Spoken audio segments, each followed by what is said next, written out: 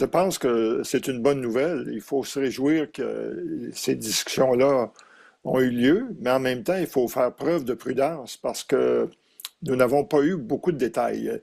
C'est une bonne nouvelle, mais à mon avis, ce qui est plus important, c'est qu'il y a un mécanisme de consultation qui a été créé où les discussions vont pouvoir se poursuivre. Et puis pour moi, je pense que ma conclusion, c'est que dans tout ça, c'est l'administration Trump qui a dû faire beaucoup plus de concessions.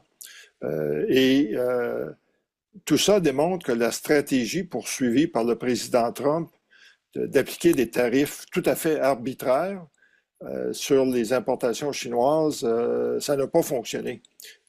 Et pourquoi ça n'a pas pourquoi est-ce qu'il a été obligé de faire des concessions? Je pense que de plus en plus, les Américains se rendaient compte qu'il y avait un impact très important sur l'emploi aux États-Unis.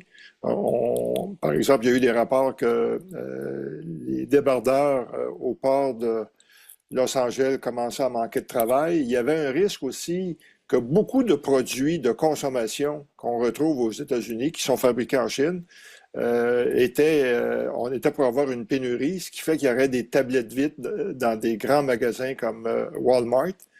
Et puis, tout ça aussi était pour avoir un impact sur l'inflation, sur le taux de chômage aux États-Unis.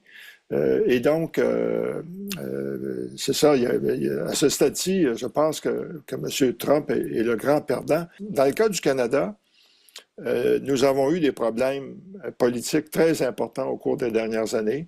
Moi, je pense que l'arrivée d'un nouveau gouvernement à Ottawa offre une occasion de revoir la politique canadienne envers la Chine. Sur le plan commercial, il y a moyen aussi de tenir compte des difficultés entre les États-Unis et la Chine pour le Canada d'accroître ses exportations, entre autres, de produits agroalimentaires. Mais c'est clair que la relation ne redeviendra pas aussi étroite qu'elle l'était, par exemple, lorsque M.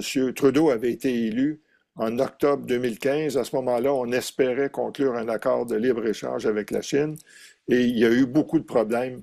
Moi, ce que j'espère aussi, c'est qu'il y a de plus en plus de jeunes personnes qui vont apprendre le mandarin, qui vont s'intéresser à la Chine parce qu'on va avoir besoin d'une relève pour bien comprendre la Chine et puis essayer d'avoir des relations qui soient un peu plus harmonieuses. Il va y rester de grandes différences,